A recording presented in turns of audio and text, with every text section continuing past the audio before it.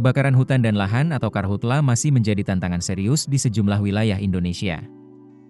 Badan Nasional Penanggulangan Bencana atau BNPB mengungkap sejumlah kendala yang dihadapi petugas saat melakukan pemadaman di 6 provinsi prioritas. Salah satu persoalan terbesar adalah sumber air yang mulai menyusut. Bukan hanya debitnya yang berkurang, jarak sumber air dengan titik kebakaran juga semakin jauh. Kondisi ini membuat operasi pemadaman menjadi semakin sulit.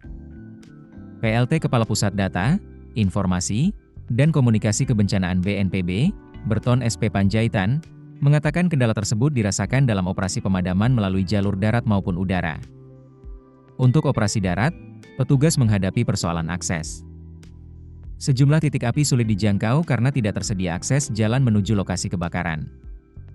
Akibatnya, medan yang sulit ditembus membuat proses pemadaman menjadi lebih berat.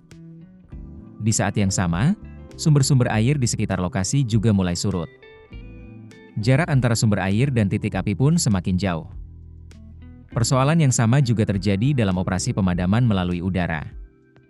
Helikopter waterbombing membutuhkan sumber air untuk mengisi buket sebelum kemudian menjatuhkan air ke titik kebakaran.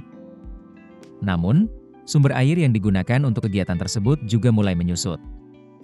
Akibatnya, helikopter harus menempuh jarak yang lebih jauh untuk mengambil air sebelum kembali menuju lokasi kebakaran.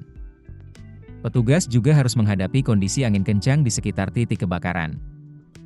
Menurut BNPB, angin yang bertiup kencang dapat menyulitkan pilot ketika melakukan manuver helikopter.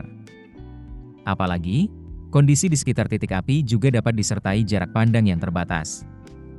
Situasi tersebut membuat operasi waterbombing harus dilakukan dengan mempertimbangkan kondisi keselamatan dan kemampuan manuver helikopter.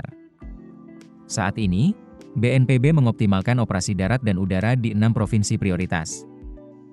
Wilayah tersebut adalah Kalimantan Barat, Kalimantan Tengah, Kalimantan Selatan, Riau, Jambi, dan Sumatera Selatan.